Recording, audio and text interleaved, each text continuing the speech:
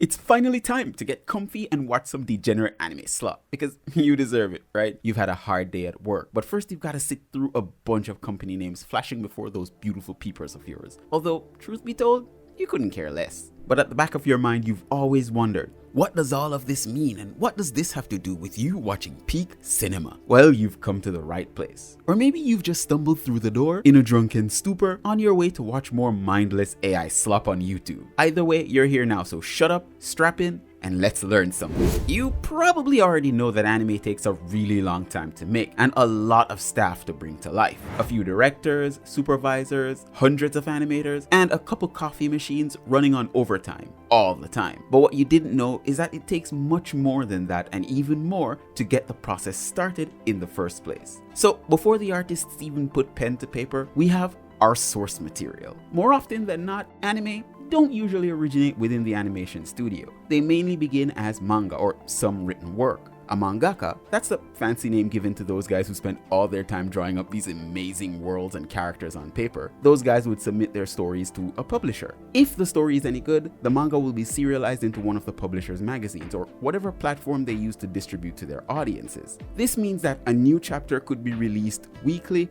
monthly, or in some cases, hardly at all for these stories.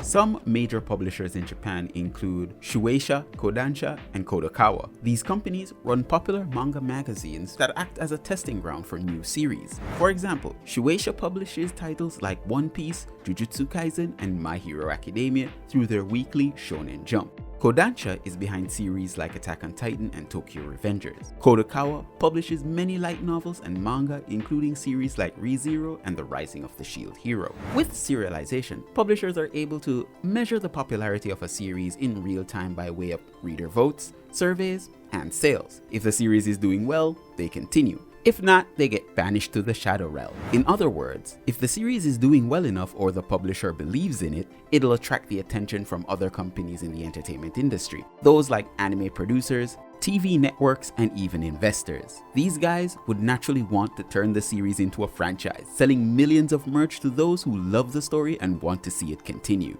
At that point, a production company may approach the publisher with an offer to turn the manga into an anime adaptation. And that's usually where the anime production process begins. Before we move on though, it is to be noted that with every step of the process, there are nuances. For instance, one-shots. And I know it'll make this video a little bit longer than it needs to be to talk about the minutia of one-shots, but bear with me for a while. If you want to move on to the next step, you can click on the timestamps in the video. Anyways, a one-shot is exactly like it sounds. A complete story told in a single chapter. No arcs, no extended build-up, no guarantee of continuation. Just one opportunity to capture attention, tell a compelling story, and leave an impression. For publishers, one-shots are a testing ground. It allows editors to evaluate new creators without committing to a full serialization. Instead of investing months or years in an unproven idea, a one-shot provides a low-risk way of measuring potential. Can the artist tell a clear story? Do the characters resonate? Is there a unique voice behind the work? At the same time, one-shots can be used and are often used to test brand new ideas, themes, and much more to a wider audience. Even experienced creators will sometimes present a concept as a one-shot before expanding on it further. This gives the publishers and readers a chance to react. If the premise connects, if the characters stand out, if the story leaves people wanting more, then it becomes a candidate for something much bigger. Now, just like with a regular manga series, a reader feedback is very crucial here. The magazines will run surveys and polls to assess what readers like or dislike about the stories. These very comments are filtered down to the editors to influence their decision. A strong reception, much like a great pilot episode, can elevate a one-shot from just a standalone story to a full series enjoyed by millions. One-shots can break up the monotony of a manga magazine as well. Readers like me appreciate variety, as seeing the same series dominate publications for years can be a bit boring. One-shots come with fresh new ideas, new art styles, new perspectives, and even different tones, preventing those very magazines from becoming stagnant and stale. Some of the most famous anime actually started out as one-shots, from Naruto to Bleach, early works by Irichio Oda, and one-shots by Tatsuki Fujimoto, such as Look Back.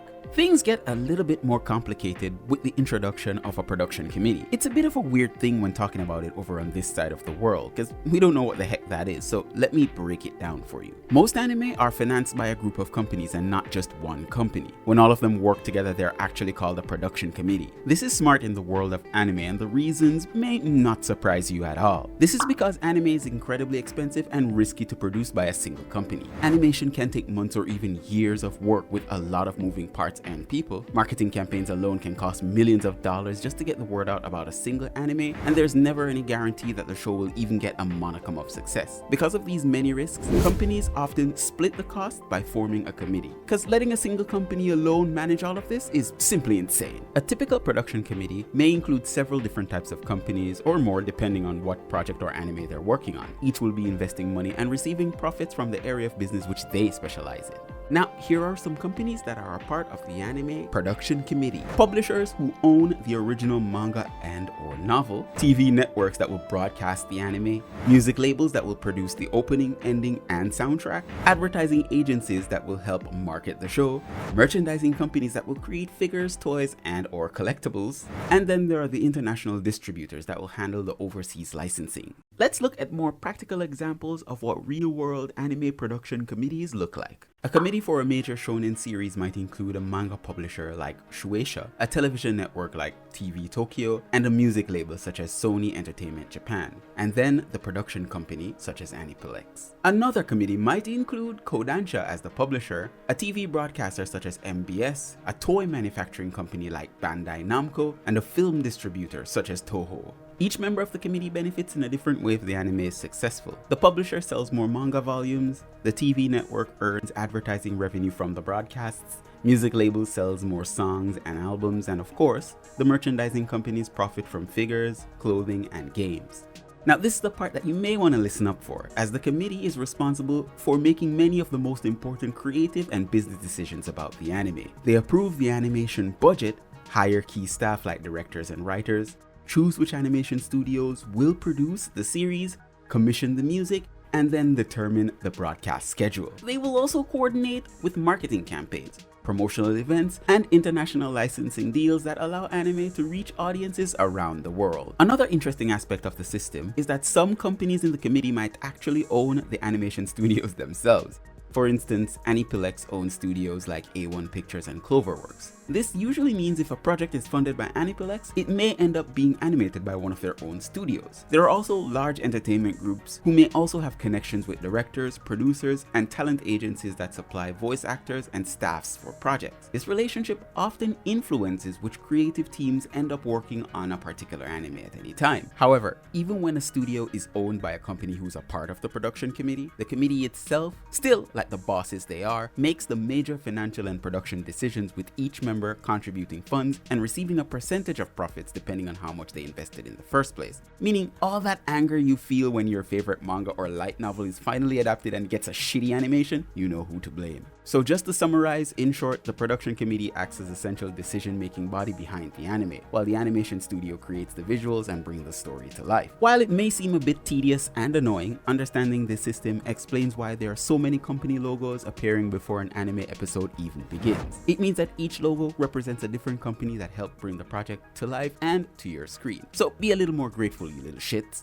When most people think about anime, they usually associate the show with the animation studio that produced it. If a series looks incredible, fans will be like, oh my god, it was made by MAPPA, or this has to be a work by CloverWorks. But the reality of the anime industry is a little bit more nuanced and complicated than that, as I keep saying over and over. In many cases, animation studios don't actually own the anime they produce. Instead, they're hired guns by the production committee to animate the series.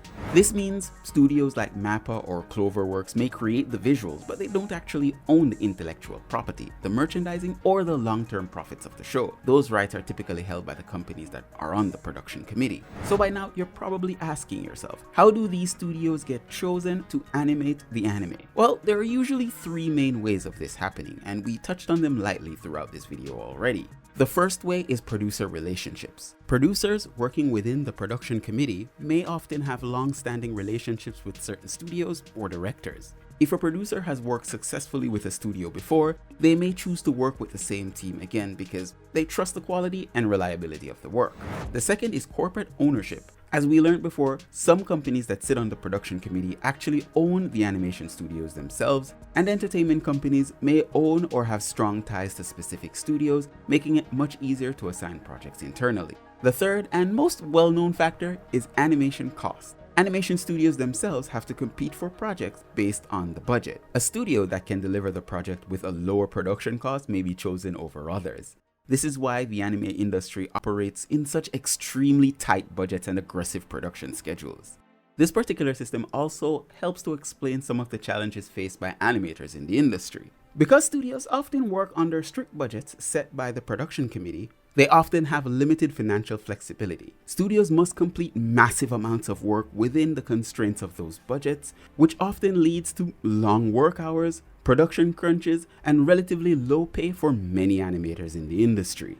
And then there's the animator community itself. Many or most in Japan are freelancers, paid per drawing rather than receiving a fixed salary. When production schedules become tight, animators may have to produce a large number of frames very quickly to keep the project on schedule. I'll be doing a video on this at a later date to break this all down further, but we can move on from this one. Anyways, despite these challenges, animation studios remain the creative engine in the industry. They are responsible for the direction, movement, visual style, and emotional impact that all audiences ultimately see and feel on screen. In other words, while the production committee finances and organizes the project, the animation studio is the group that actually brings the story to life. After an anime is produced, the next major step is to get it in front of audiences, not just in Japan, but around the world. This is where licensing and streaming companies enter the picture. Licensing is just the process by which a company obtains the legal right to distribute an anime to a specific region. The production committee sells these rights to international partners, allowing them to stream dub, subtitles, and market the series outside of Japan. Today, most international viewers watch anime through streaming platforms.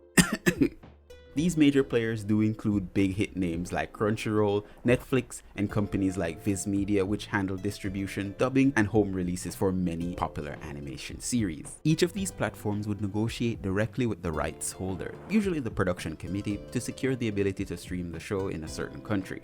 These deals vary depending on how popular the series is said to be, or expected to be, or how much the company is willing to pay, quote unquote. Sometimes multiple platforms share different regions. A show might stream on one service in North America and another in Europe, and a different broadcaster in Asia. In other cases, a single company secures exclusive global rights. Now, exclusivity deals are very important in the modern anime industry. Streaming platforms compete heavily for major titles because of high anticipated series that can attract millions upon billions of subscribers. A well-known example of this is Bleach: The Thousand-Year Blood War. For many regions, the streaming rights were acquired exclusively by a single platform, meaning viewers could only watch the series there legally. This kind of arrangement helps the platform to stand out, but it can also frustrate fans who do not have access to that particular service. Like me, for instance. Living in Jamaica, it's not as easy as you think to get exclusive titles over here. I could sign up for Hulu, but then it'll say, hey, this series is not available in your country, which then I have to use a VPN. And no, don't click off, it's not a sponsored segment. I'm way too small for sponsorships. I'm just saying. Anyways, exclusivity is one of the main reasons anime appear only on one platform. If a company pays a premium price for the rights, the production committee may agree to not license the show to other competitors during that contract period. The way anime reaches international audiences has also dramatically changed over time. In the past, foreign releases often arrive years after the original Japanese broadcast, typically through television syndicates or physical DVDs. Fans outside of Japan sometimes had to wait a very long time to watch new series, legally of course. Today, simulcasting has become so common. It means episodes are released internationally within hours of their Japanese broadcast, often with subtitles in multiple languages. Simulcasting has played a major role in anime's explosive growth across the globe. However, not every show receives a simulcast release. Some series are delayed due to licensing negotiations, dubbing schedules, and regional regulations.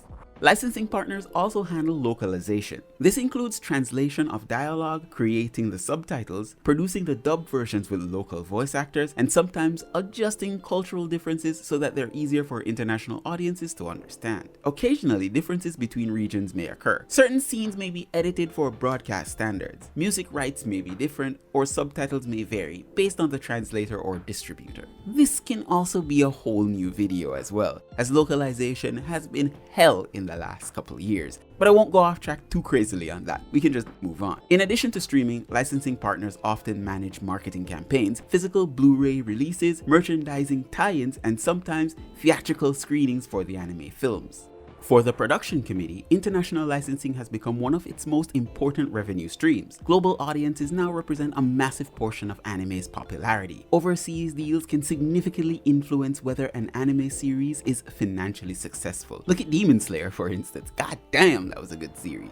In simple terms, licensing and streaming companies act as a bridge between Japanese producers and the worldwide fanbase. Without them, most anime will never reach viewers outside Japan.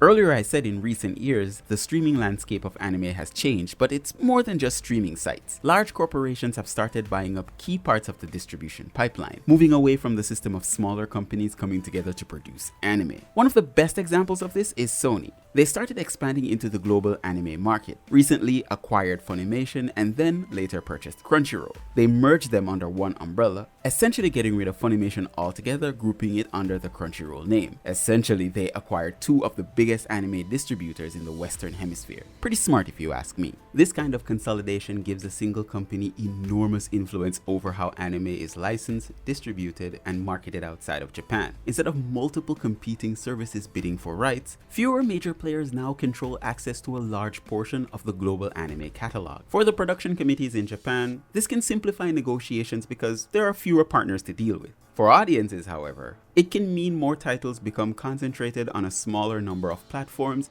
and fewer alternative shows, if any, are locked behind exclusivity. Consolidation also affects funding, marketing reach, the dubbing process, and even which shows receive international promotion. Large companies with deep resources can invest heavily in major titles, but smaller ones or more experimental series may struggle to get the same level of visibility. As thus, the anime industry has been shifting from a fragmented landscape of many independent distributors towards one increasingly shaped by a handful of global media giants. And we won't really know if it's a good thing or if it's a bad thing until it all comes together. Some might be screaming it's a bad thing, but like I said, we won't really know. From manga publishers to production committees to anime studios and even international streaming platforms, bringing a single anime to your screen requires an entire network of work by companies working together. Every episode represents years of planning, millions of dollars of investments, and the coordination of hundreds, sometimes thousands of people across multiple countries. So the next time you start an anime and see all those company logos before the episode actually begins, remember that each and every one of them represents a different part of the machine that brought the story to your screen.